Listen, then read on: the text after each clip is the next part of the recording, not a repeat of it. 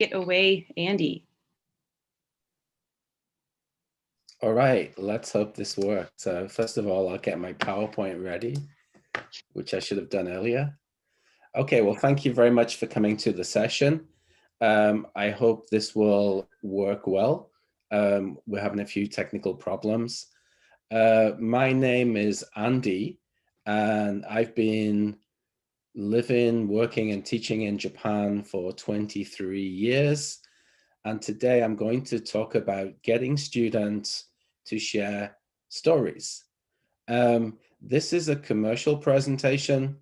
I will be focusing on the Discover Conversation. However, there will be lots of takeaway from the session, I hope. So please don't run away back to your living rooms just yet. Also, I'd like to thank englishbooks.jp for giving me the slot to talk about my work. And of course, when we think about stories, this is something that if we go back to very ancient times when we were in a cave, you know, probably the Stone Age people will be coming back and telling stories about a dinosaur attack. We tell stories for many different reasons. One reason is to entertain. If we've had a funny incident, we might want to share this with our friends. We also tell stories to warn, to educate, to maintain social relationships with one another. So storytelling is really an essential part of communication. And often I find in the language classroom, when I was teaching regular conversation, students may not engage in conversation or in storytelling, or they may do it in a very, very basic way. So what I'd like to talk about today is a step-by-step method in which we can get our students to share stories. Now, I'd just like to give an overview of Discover Conversation. And this is a conversation book. It has 12 units, so it can be used for a year or it can be used for a 6-month course. I've just recently used it for a 1-semester course where I spent 1 lesson on each unit. And it ranges from 3 types of different interactions. It starts with small talk because that is the most accessible. And then it looks at transactions. Now, a transactional conversation is one that has a purpose. For example, advising, recommending, suggesting. Also, then at the end, it looks at storytelling, and storytelling is probably the most difficult because it is the most linguistically challenging, especially for the storyteller. When you tell a story, you have the interactional flow for much longer, and so it can be quite challenging. That's why it's at the end of Discover Conversation. One of the keys of Discover Conversation, and one of the most important points, is that the conversations are based on near authentic discourse. Now, when I say this, a lot of mainstream textbooks, the material writer will have imagined the conversation. Hi, my name is John. Nice to meet you. My name is Andy. Where do you live? They'll imagine this very fake conversation. And what I wanted to do in Discover Conversation is to get away from that and to have a textbook that mimics more authentic conversation. So the way that we did this was to give people, to give these actors talk about and see where they went with the conversation.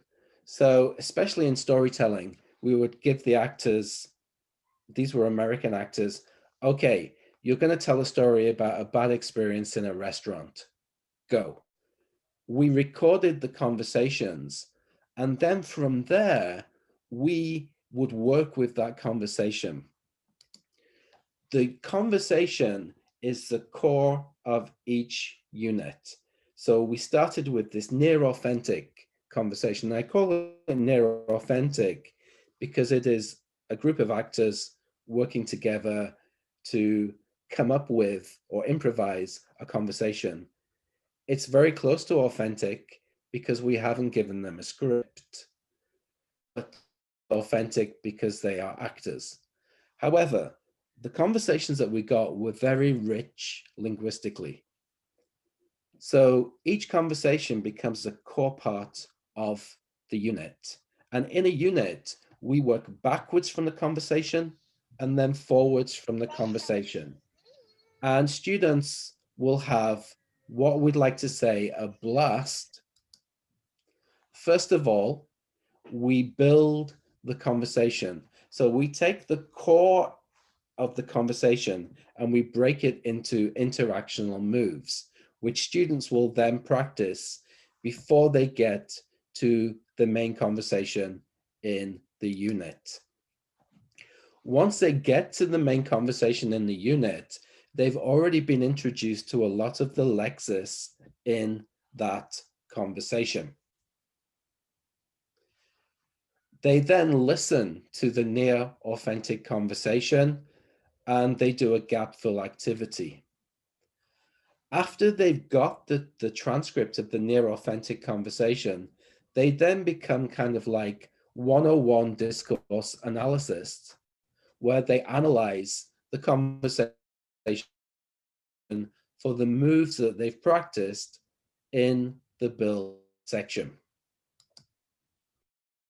Then they speak. They have their own conversation based on the theme of the unit, using the same interactional moves that they've learned in the build. Then at the end, as part, well, this could be used for assessment, they transcribe the conversations that they have.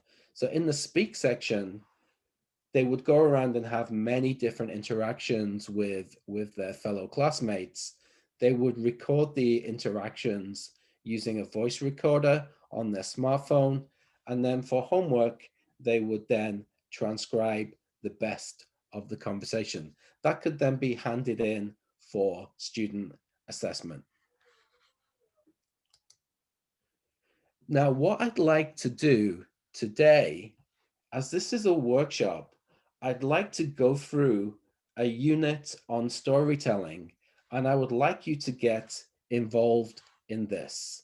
So what I am going to do, I am going to share. This is the Halico online website, and Discover Conversation is available electronically. And for teachers, you get the PDF of the book, you get the audio, and you get the teacher's guide. So what I would like to do is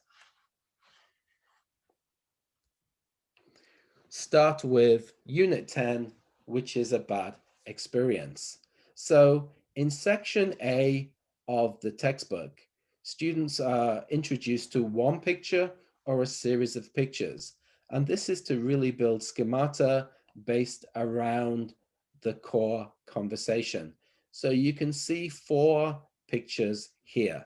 Now, I'd like you to imagine that you are my students, and as I've only got 6 participants today, I don't need breakout rooms to do this. If you were teaching this on Zoom with a class, a big class, you could put them into breakout rooms. So please don't be shy in my presentation. I'm going to ask you some questions and I would like you to answer them. So the first question, what do you see in the pictures? A woman eating spaghetti, pasta. Well, a woman eating spaghetti. What about her facial expression? little bit surprised. Okay. All right. How about this picture? The big glass. A glass of, A Coke, I assume. yeah, probably a Coke, yeah. And this picture, Credit card. the credit card. And this Maybe some kind, picture, yeah, he's waiting for somebody, looking at the clock, and he's not really happy about It's that. taking too probably. long. Yeah, the food is taking too long to come. He's okay, bored. you are very good students. Okay. In every unit, we have the same characters, Mike and Jennifer. So we have a male speaker and a female speaker. Where do you think the story takes place? Family restaurant. Yeah, in a restaurant. So the idea is to get students starting to think about restaurants. What do you think happens to Jennifer in the story? She found something weird in her pasta. Right, maybe. Yeah. Yeah. Too much salt or too much spice or something really weird. No, I was thinking about cockroach or something. Oh, right. Ooh, that would be awful. Maybe tasty if it's karaage cockroach. I'm not sure. Right. Inago. Yeah. Anything else? Remember, this unit is called a bad experience. Bad experience. Yeah. What Maybe else? her tooth came out. Maybe Yeah. not with spaghetti though. Yeah. That could happen.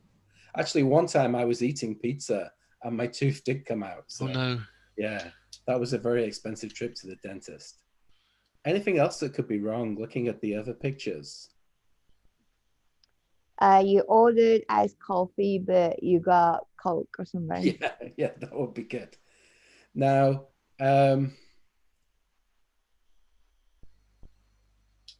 do you think Jennifer's story ends?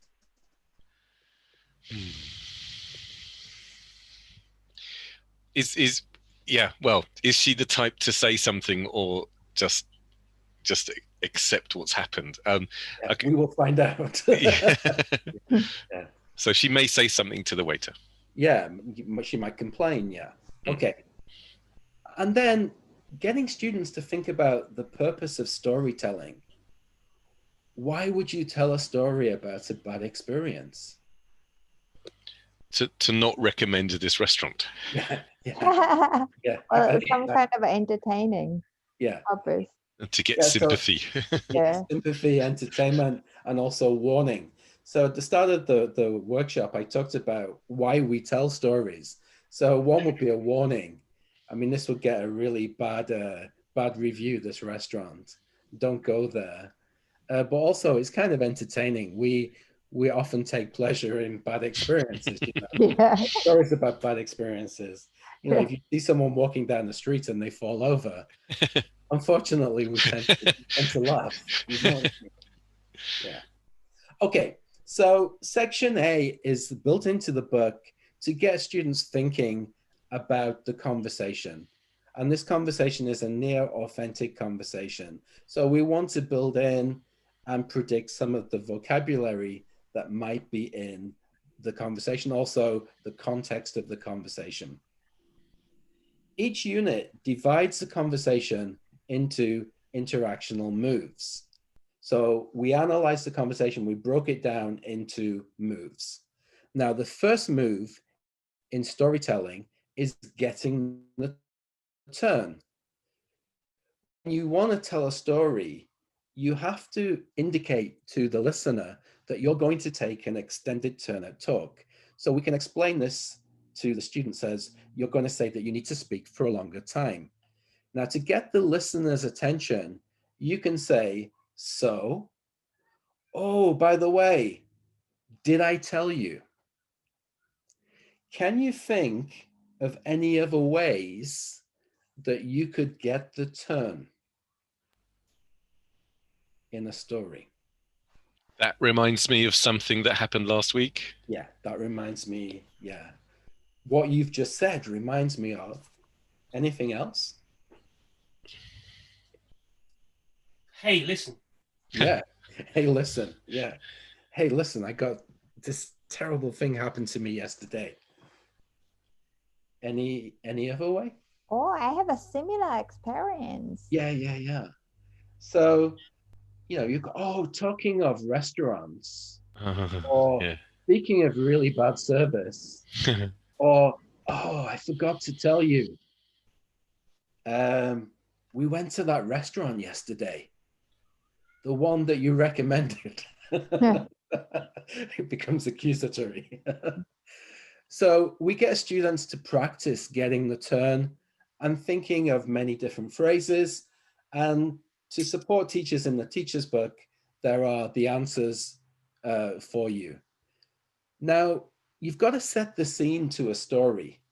And setting the scene, we often explain to the listener where the story took place, when the story took place, who you were with, and sometimes you might give a hint or a short summary of the kind of story the listener's going to hear.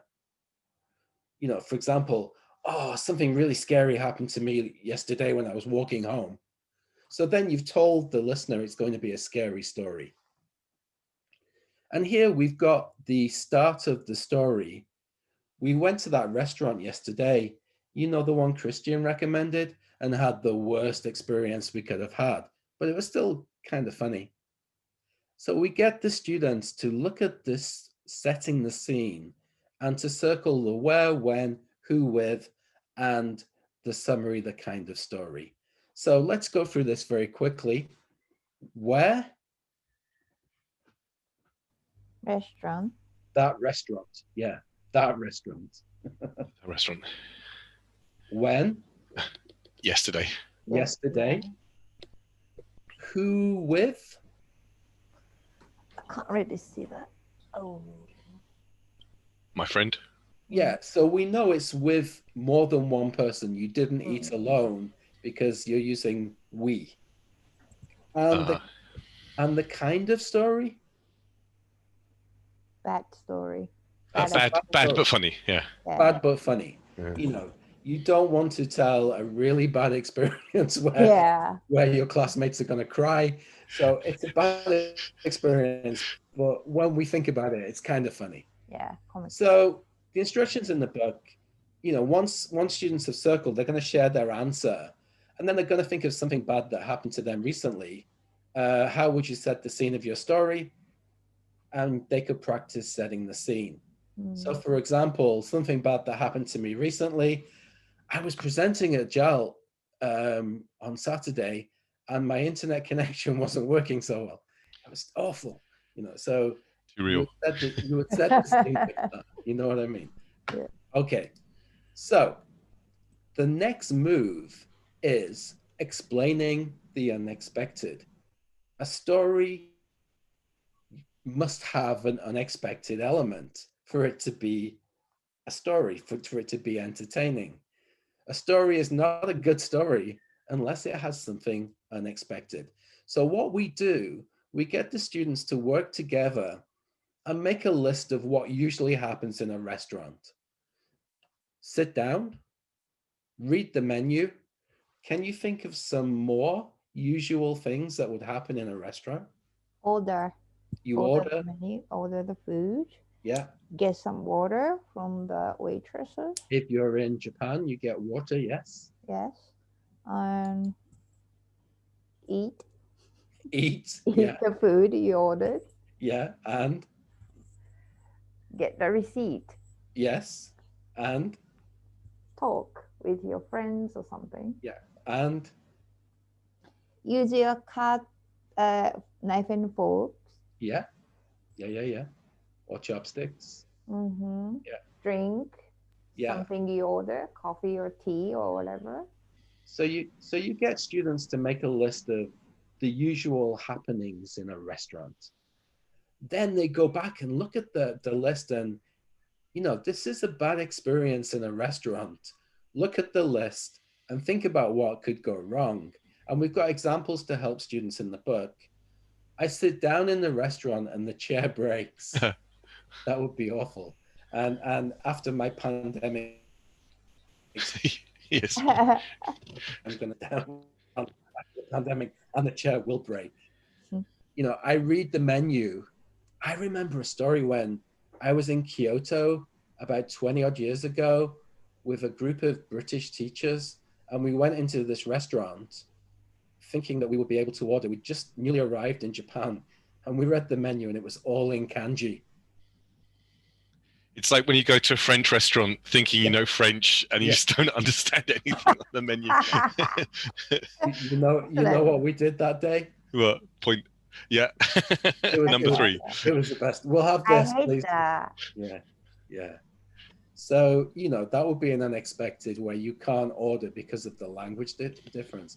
Can you think of any other unexpected things that could happen in a restaurant? When I was in Bali, we ordered coffee, and it was a really hot day. And as soon as we ordered something in the beverages, then we saw a rat running around on the floor. Oh no. Yeah. Indeed, it was fat, bad, big rat running. So we just ordered and we paid, but we just left the cafe. How about going to a restaurant and sitting down and then a group come in after you and they get served first?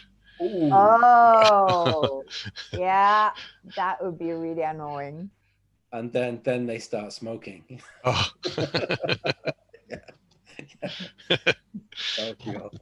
Yeah. Or they're really loud. Right. Yeah. Or like there's a couple that they break up. Yeah. And break it up in a restaurant. Yeah, one of them start crying hysterically or something. Oh gosh, that's awful. I was in a restaurant.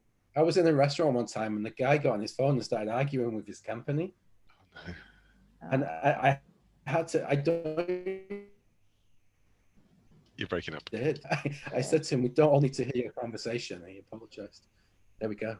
So sometimes they do say things. All right, so you get the students to think about unexpected things that could happen or even have happened to the students. And then we start to look at move 4, and this is the narrative climax. And we've got a picture of a mountain to help students try and understand what the climax means. Imagine you've just reached the top of the mountain. This is the peak. Stories work in the same way. They get to the peak of the story, and the narrative climax is where the ending of the story becomes clear to the listener. For example, I sat down in the restaurant and the chair broke is the unexpected element. The manager came running over, apologized, and gave everybody a free meal is the climax to that story. I sat down in the restaurant, my chair broke. Nobody helped, which is awful. So I got up and I just left would be the climax of that story. So we have students go back to the list of things that went wrong, and they try to think of possible climaxes for each of the problem. So we've built students from getting a turn at talk, to setting the scene, to explaining the unexpected, to reaching the climax of their story. And the final move in a story is ending the story. To end the story, we summarize our feelings and make some kind of final comment on that story. So we've got a list of 3 possible endings, and they can think of the most appropriate ending for their climaxes. It was probably the worst restaurant I've ever been to. I'm never going to go back to that restaurant again, like ever. I guess it wasn't so bad. They apologized in the end. I don't know if I'll go back there again, though. Oh, they were so nice. They fixed everything. I'm sure I'll go back, So we've got 3 possible endings that students could use in their story. One being, I'm never going back. One being, I might go back. And the final one being, I'm sure I'll go back, So, as I said at the beginning, the conversation is the main core of the unit. And here we introduce students to the transcript of the conversation.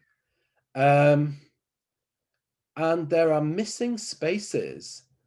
And what we do is to try and get students to guess what the missing words may be. Now, the key to section C, students will have already been introduced to the language that is in the near authentic conversation in the build section. So when I've taught this with students, the smart ones will start to look back at the build and go, hang on, I've seen this phrase before. I've been practicing this. Oh, okay. Which is fantastic because it means they've learned that phrase or they've learned that move. And that's going to help them understand the conversation when they listen to it. Have a look at the conversation and see if you can guess the missing words. I'll just give you a few moments.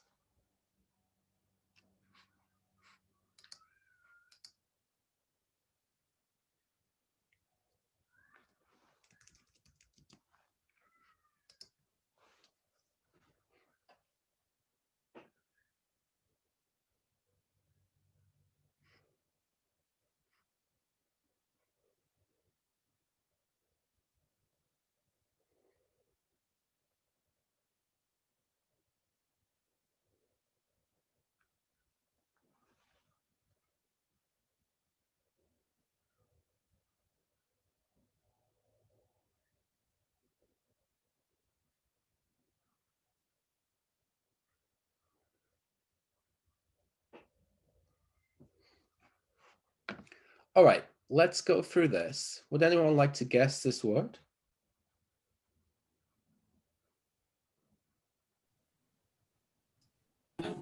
Oh. Yeah, maybe. Did I tell you? How about this one? Well, restaurant. Restaurant. Was Yeah, okay. Horrible. Yeah. The food was Awful. awful. The dishes were Disgusting. disgusting. That's a great word. Brought back the Wrong. wrong. All we could do was, whoops. All we could do was laugh, yeah. Finally, we got them back and Left. We are Never going. never going back to that restaurant again. Never. Never, Yeah. never. All right, now let me just come out of my share and let me go back in. I didn't set up for computer sound. So let me go back in. Oh, that's not good. Ah, there we go. All right. So in the online Halico system, we have the audio, and hopefully this will work and we can listen to the conversation. Unit 10, conversation. So we went to that restaurant. Okay. So you can see that the conversation is very authentic. It has thinking sounds, it has false starts, it has reactions, and that can be very challenging for students. However, they've already come across these phrases in the build, and they have the tape script in front of them. They've already tried to guess the missing words. So when they listen, they're only listening to check the missing words. So it makes it much easier for students when they're doing the task. Another option that you could have here is then students read the conversation to each other to make more sense of it. Now, section D, as I mentioned before in the blast, the analyze, we want students to really understand these moves that they've done in the build. So it says, look back at the dialogue and code the moves in the conversation. Obviously, you pre-teach the word code. And I imagine students using different color highlighting to code the moves in this conversation. So let's just do this very quickly together. Getting the turn is number one. Number one. So Jennifer says so, which we've already introduced in the build as a way to get the turn. So, and then setting the scene is The next part of 1. the next part of 1. We went to that restaurant. And of course, students have already done this in the build. They've already analyzed this in the build. If I go back to the build section, it's exactly the same language. So students are already familiar with this language, and they've learned about setting the scene. How about the unexpected?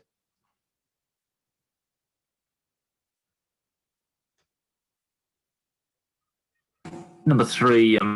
Yeah. Number 3, number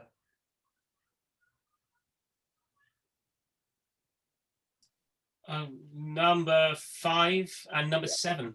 Yeah, they're all unexpected. The soda was flat, the food was cold, the dishes were dirty, he mixed up all of the credit cards, all unexpected happenings in this restaurant. The climax?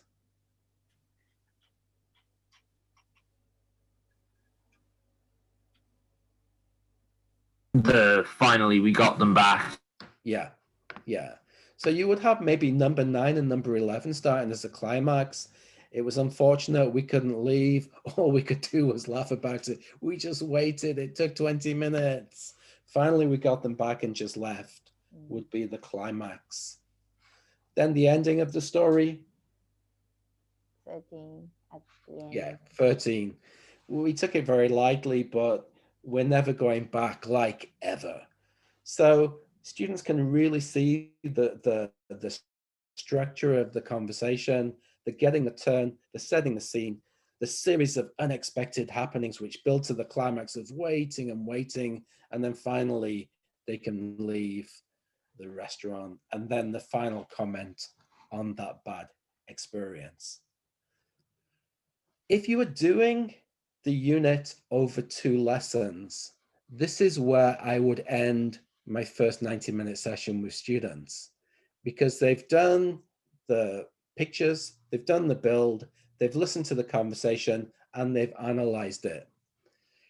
Coming into lesson 2, it's a really good way to start with the reviewing the moves. If you have students who have missed lesson 1 of the 2-lesson series, they can go back and do the build and familiarize themselves with the moves. And for the students who have had a week between the lessons to forget what they've learned in lesson 1, they can review. And it's just a simple can you. Can you get the turn? Can you set the scene? Can you explain the unexpected? Can you reach a narrative climax? Now, in the Did You Notice section, what we've tried to do is to pick out salient points of spoken interaction, things which are very, very particular to spoken interaction. In the earlier units, we focus on hesitation, thinking sounds, and things like that. In the storytelling, we really want to focus on the role of the listener, because often in the classroom, when students are telling a story, the listener will just, my picture hasn't frozen here. This is me being the listener in the classroom. They don't react. So what we want to do is really focus on how Mike is very active in this conversation. So bringing students' attention to the role of the listener. In line 2, Mike asks, what happened? And the reason is to encourage Jennifer to tell her story. You know, Mike's going to go, okay, what happened? Tell me more. In line 4, 6, and 8, Mike uses very short phrases to show he's listening to what Jennifer is saying. Uh-huh. Oh no. Okay. And these are just very short phrases to show that I'm still engaged in the listening of your story, and it passes the turn immediately back to the storyteller. So very useful reaction phrases. In line 10, Mike asks for specific information because he's interested in the story. how long were you there waiting in this restaurant for your credit cards to come back? And then in line 12, Mike repeats the words Jennifer has said to comment on it. 20 minutes? I could see how that would be frustrating. So particularly in the storytelling units, the Did You Notice section focuses on the role of the listener, because the build focuses on the role of the storyteller. We want students to be able to tell a story using the moves, but we also want the listener to be active in the storytelling and help the storyteller to co-construct their story.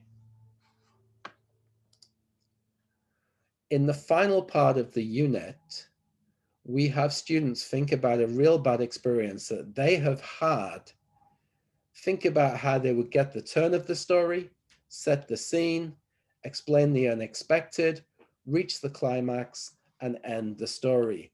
This doesn't have to be about a restaurant, but of course we have focused on bad experiences in a restaurant. In part G, this is where, although it's like the smallest section in the unit, it's the biggest section. And here, when we are teaching face-to-face, I envisage the students going around and having interactions with many of their classmates and recording the interactions on their smartphone.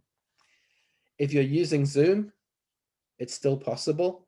You can set students up in pair breakout rooms, and then you can move the students around the breakout room. One of the strategies that I use when I'm teaching with Zoom, I pair my students up in Zoom. I send a message to all of the students, so you can broadcast the message that I'm about to switch pairs. And then I switch them manually in Zoom, so they get a different partner. Then they interact again.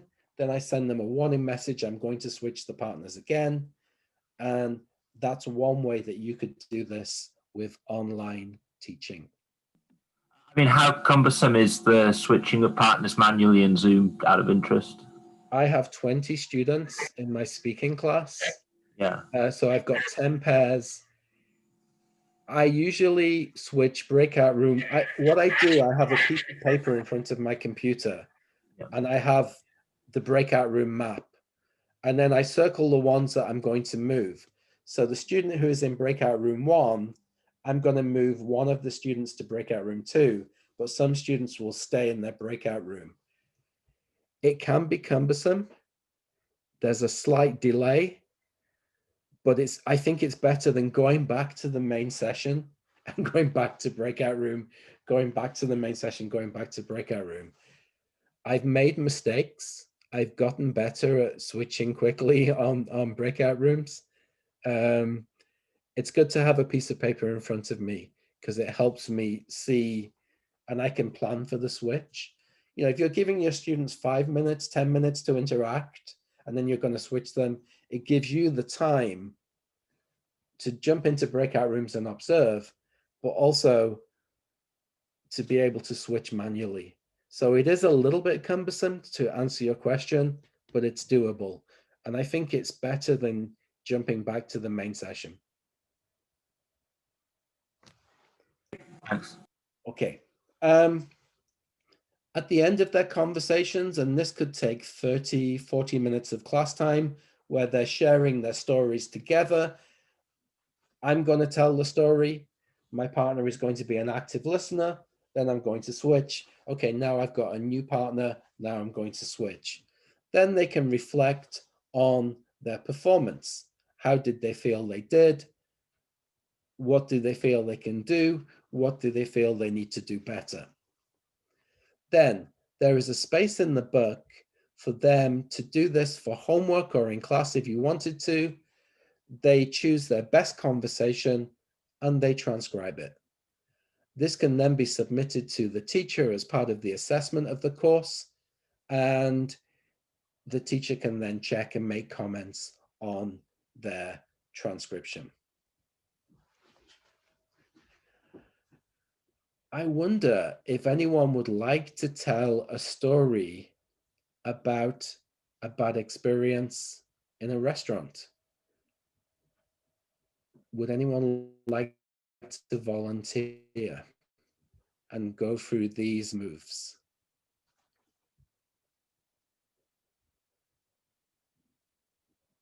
Everyone's gone very shy. I've already shared that one of the You've already bad, shared. bad Yeah. experience in Paris. So I Okay. guess that was the worst one. Right. So you saw a rat. Yeah. Yeah. Okay. Well, you get the sense of what you can do with students with this. And just to go back through, you've got the pictures which predict what's going to happen. Now we know what's happened in the story. The food is cold, the soda is flat, they have to wait for their food a long time, and the credit card's back, and there's a mix-up with the credit cards. We build the story per interactional move. Students then try and predict from what they've learned in the build. They listen, they practice, they code.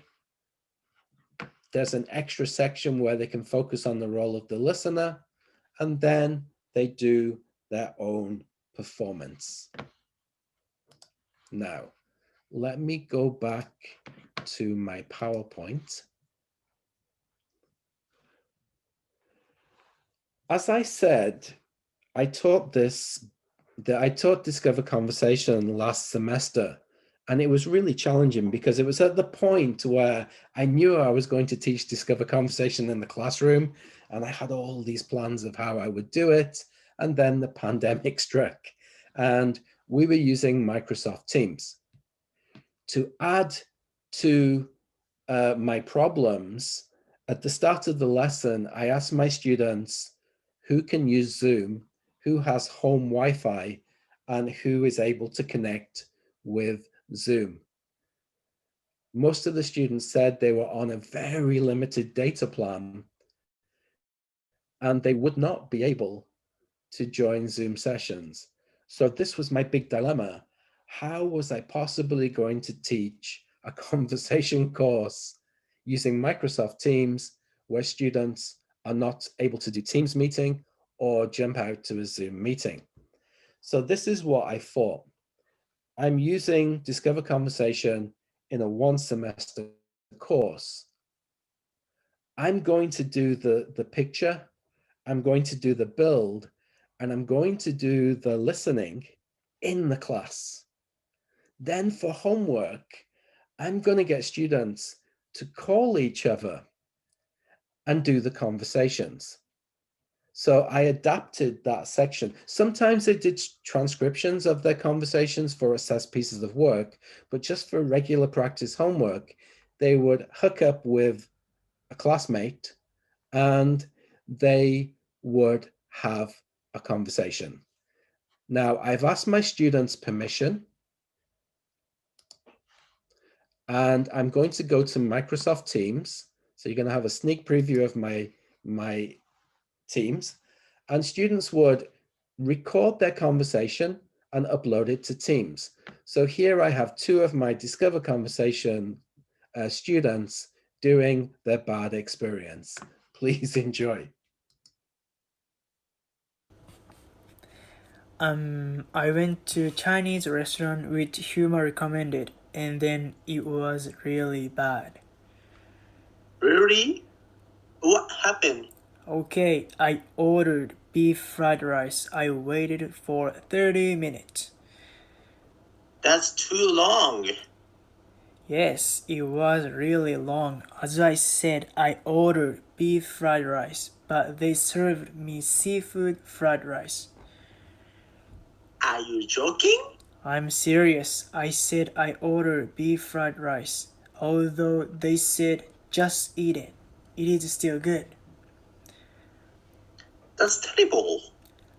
Yeah, I didn't want to eat it, and then I tried to get out of the restaurant.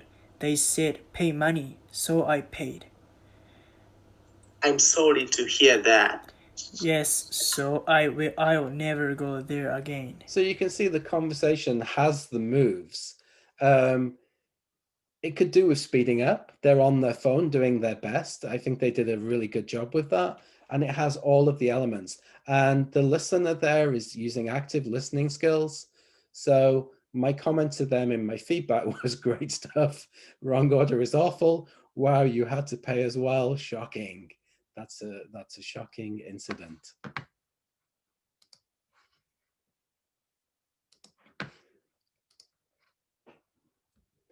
Okay, so we've got about 8 minutes left. I'd like to thank you very much for coming to my session today. I hope it gave you a good overview of Discover Conversation.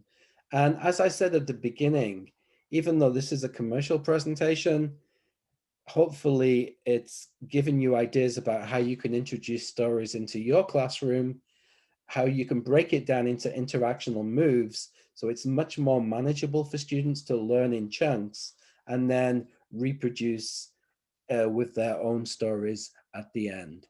I've got my email address here for you.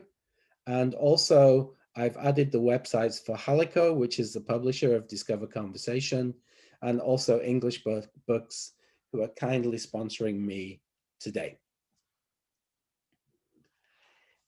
If you have any questions, I am more than happy to answer your questions. And if I can step in here as room host, just before we begin the questions, could I ask everyone to either use the reaction button or briefly unmute yourself and applaud for today's presenter so that you can hear how much we appreciated his work. Thank you very much, Andy. Thank you. All right, and questions? I have a question. Yes, Cameron. So yeah, this is what we heard their students, it sounded like they were doing a scripted conversation. Right. Yeah. Now, do you ever throw them into talking to each other where they don't know what the story is going to be and they have to react live? You could do that as a final assessment. You know, what I did as a final assessment was to bring students to a Teams meeting and tell them that they needed the bandwidth, their Wi-Fi for that. And tell them, but I did tell them beforehand what the theme would be. So, but you don't have to. You could say, okay, the three units of storytelling in Discover Conversation. There's a bad experience in the restaurant. There's a story about buying something. Because often when we buy something, we tell a story about it. I went into the shop and you'll never guess what I saw. They had these masks and I collect these masks and I just couldn't, you know. So there's a story about buying something. I mean, if you wanted to hear me. No, I understand it was more, it was what, how well it sticks if it's still even the same theme, like a bad experience, even a bad experience at a restaurant. Yeah. How long does it take them to kind of to assimilate the instincts to as a listener to support the conversation? Well, the conversation that you heard was a homework task. So what I did was introduce from section A to section D in the lesson. And then I set for homework, please record yourself doing a conversation about a bad experience. So I can't really answer how long it took for them, how much practice they did, or how much review of the textbook before they got to that conversation. I have a feeling with those two students, they'll have done that homework pretty quickly and then sent it to me because they don't hang around, those two guys. So, you know, once again, it depends on the level of the student and depends on how new, you know, if it's reinforcing what they already know, oh, I can react by, oh, that's terrible, that's awful. It's going to be much quicker for them to do it because it's just reinforcing. But if it's totally new, where they don't know the language or they don't know how to react in English, it might take them longer. Okay, thanks.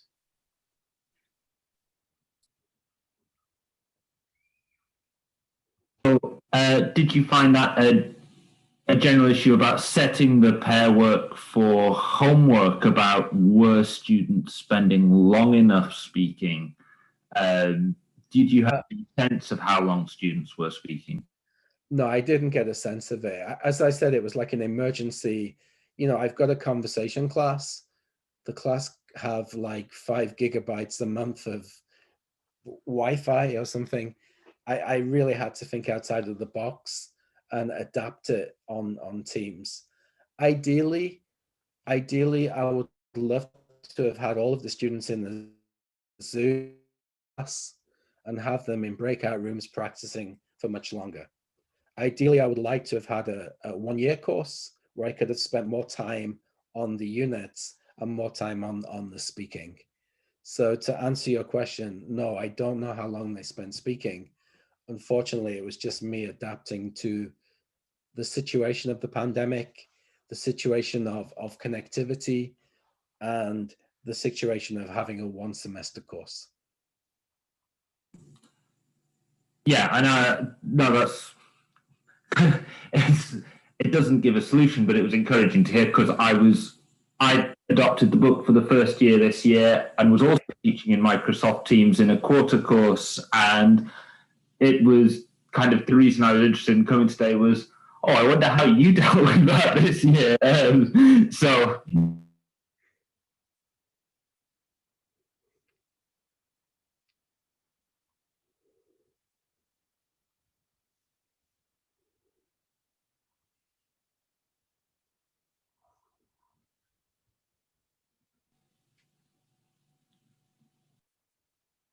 Okay, I think the internet went off a little bit. I didn't catch the end of what you said. No, sorry, I was just saying yes at the end. So yes, I kind of appreciate the difficulty of it, but yeah, it would be nice to think that someone was out there with a great solution to those problems, but there was sort of no conclusion to that. It's, it is the situation it is this year.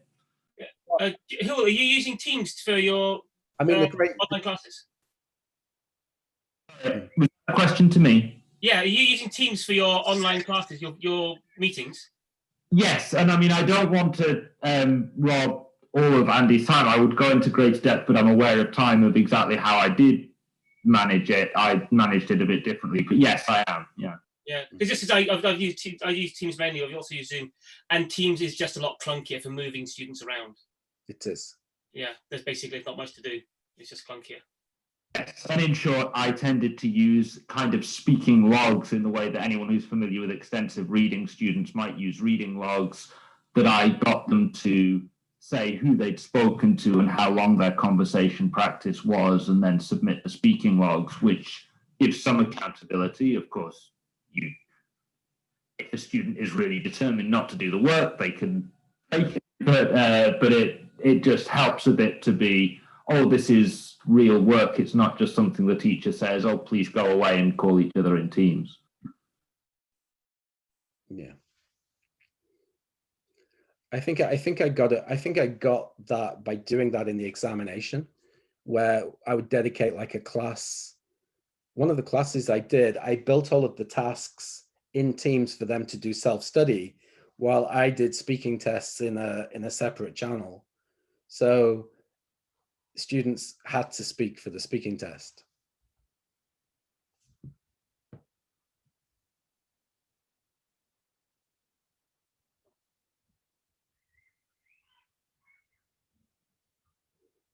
And yeah, similarly, all my assessment was through performance assessment of the speaking. So hopefully the sort of, assessment, the washback effect encourages students to practice.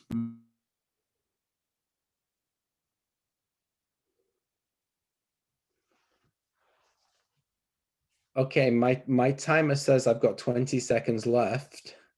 So thank you very much, everyone, for coming. And a big thank you to Jenny for being the monitor of this room. Jenny, if you'd like to come back in and end it, that would be great. Thank you very much. So once again, thank you everyone for coming and listening to Andy's presentation. If you want to continue this particular conversation or talk more about it, there is a Hangout room available. If you go back to the main page on Eventzilla and click View Live Schedule, you'll see Hangouts.